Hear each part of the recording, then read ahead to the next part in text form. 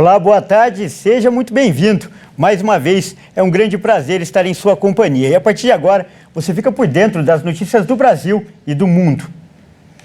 E eu começo essa edição falando que a Petrobras anunciou hoje a redução no preço do diesel nas refinarias. Portanto, aí, uma boa notícia. A queda de 20 centavos por litro entra em vigor a partir desta sexta-feira. A redução no preço do diesel para as distribuidoras anunciada pela Petrobras é de 3,56%. E com isso, o preço médio do combustível nas refinarias passa de R$ 5,61 para R$ 5,41, uma queda de 20 centavos por litro. A baixa acompanha a evolução dos preços de referência, que busca o equilíbrio dos seus preços com o do mercado global. Segundo a Petrobras, considerando a mistura obrigatória de 90% de diesel a 10% de biodiesel para a composição do diesel comercializado nos postos, a parcela da Petrobras no preço ao consumidor passa de R$ 5,05 em média para R$ 4,87 a cada litro vendido na bomba.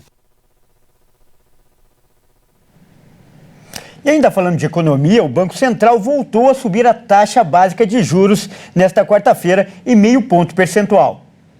O Banco Central voltou a apertar o cinto na política monetária. Nesta quarta-feira, o Comitê de Política Monetária subiu por unanimidade a taxa Selic de 13,25% para 13,75% ao ano. A decisão foi tomada em meio aos impactos da guerra na Ucrânia nos preços de matérias-primas e do petróleo e da pandemia de Covid. O 12º reajuste nos juros básicos da economia elevou a taxa para seu mais alto patamar desde janeiro de 2017. Apesar da alta, o Banco Central manteve o ritmo do aperto monetário, em 0,5 ponto, como na última reunião. A Selic é o principal instrumento para manter sob controle a inflação oficial, medida pelo Índice Nacional de Preços ao Consumidor Amplo, o IPCA. Em junho, o indicador fechou em 11,89% no acumulado de 12 meses, com ligeira aceleração em relação ao mês anterior, como mostram dados oficiais. No ano, a inflação acumulada, de 5,49%, já superou o teto de 5% da meta estabelecida pela autoridade monetária e deve chegar a 7,15%. E olha só, o Brasil deve produzir mais frangos e suínos neste ano. A Associação Brasileira de Proteína Animal revisou as projeções para a produção e as exportações da avicultura e da suinocultura do Brasil em 2022.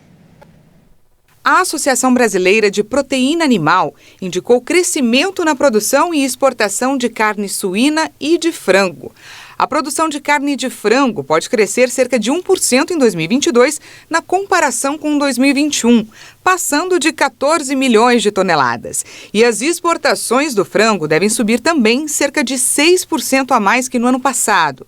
Agora falando sobre a carne suína, a produção deve aumentar até 5%, chegando a quase 5 milhões de toneladas. Já nas exportações, a previsão é de ligeira queda, em torno de 3%, enviando para fora cerca de 1.100.000 toneladas de carne suína. Mesmo assim, este é ainda o segundo melhor resultado da história da suinocultura brasileira. Com maior oferta, a projeção sinaliza para um consumo interno maior neste ano.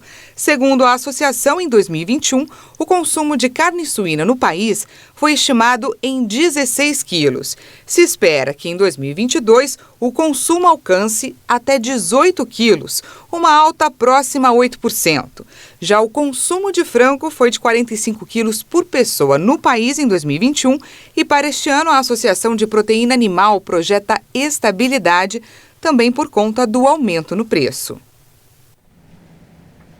E agora um alerta. O número de casos de varíola do macaco no Brasil cresceu mais de 60% em uma semana.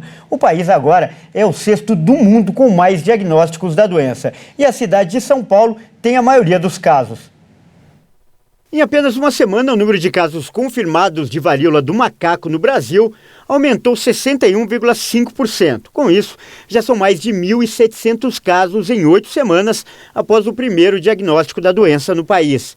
Segundo o boletim do Ministério da Saúde, São Paulo concentra a maioria das infecções. São cerca de 1.300 casos da doença, sendo mais de 1.000 casos somente na capital paulista. E em seguida aparecem o Rio de Janeiro e Minas Gerais, locais onde as capitais também já têm transmissão comunitária, assim como a cidade de São Paulo. O Brasil, que tem registrado uma média de 100 novos diagnósticos por dia, é o 6º país do mundo em número de casos confirmados de infecção pelo vírus Monkeypox. Na semana passada, após a primeira morte pela varíola do macaco no país, o Ministério da Saúde ativou o Centro de Operações de Emergência para acompanhar o surto no Brasil. O governo federal anunciou ainda a compra de 50 mil doses de vacinas, que serão destinadas a pessoas que tiverem contatos com casos confirmados e também profissionais de saúde da linha de frente e de laboratórios. O ministro da Saúde, Marcelo Queiroga, acrescentou ainda que o país também vai comprar doses do antiviral Tecovirimat, que pode ser usado em indivíduos com risco de desenvolver a doença grave. Olha, e agora a gente fala sobre a tragédia na Boate Kiss em Santa Maria. 4 réus que foram condenados a penas que variam de 18 a 22 anos de prisão vão ser soltos após uma decisão da primeira Câmara Criminal do Tribunal de Justiça do Rio Grande do Sul. Os desembargadores decidiram por 2 votos contra 1 que alguns aspectos técnicos do julgamento não foram respeitados. A Justiça anulou o júri que atuou no processo do incêndio da Boate Kiss, invalidando a condenação de 4 réus. Por maioria de 2 votos a 1, os desembargadores da primeira Câmara Criminal do Tribunal de Justiça do Rio Grande do Sul acolheram parte dos recursos das defesas. Com isso, Elissandro Spor, Mauro Hoffman, Marcelo de Jesus e Luciano Bonilha, condenados de 18 a 22 anos de prisão, devem ser soltos, após a anulação do júri popular que os condenou. Está prevista a seleção de um novo júri para analisar o processo, sem data definida. A decisão da primeira Câmara Criminal, fundamentada por aspectos técnicos do julgamento, poderá ser apelada no Superior Tribunal de Justiça. Os desembargadores que votaram pela anulação do tribunal avaliaram que o sorteio do júri não ocorreu no prazo previsto na lei e que a defesa não teve o direito de revisar os integrantes antes do julgamento. Na madrugada de 27 de janeiro de 2013, durante uma festa na Boate Kiss, na cidade gaúcha de Santa Maria, um incêndio deixou 242 pessoas mortas. Além das queimaduras, muitos morreram asfixiados pela nuvem tóxica pela queima do material inflamável no teto da boate, que, de acordo com a investigação, não tinha extintores funcionais e com apenas 2 portas frontais para que a multidão deixasse o local. Os 4 réus foram condenados em dezembro de 2021, após quase 9 anos do incidente, por homicídio simples com dolo eventual. E agora a gente vai falar de esportes. Ontem teve um jogão pela Copa Libertadores da América. O Atlético Mineiro e o Palmeiras empataram em 2-2 no Mineirão. E o nosso comentarista de esportes, o Leonardo Félix, vai falar agora sobre essa partida. O resultado teve gostinho de vitória para os paulistas, não é mesmo, Léo? Olá, Kleber e amigos da HIT. Nós tivemos um jogão ontem pela Copa Libertadores da América, fase quartas de final. Atlético Mineiro e Palmeiras no final 2-2, Galo e Verdão. O Atlético Mineiro pressionou, teve muita intensidade ao longo da partida, principalmente no primeiro tempo. Abriu 2-0 com gols do Hulk já no finalzinho do primeiro tempo de pênalti.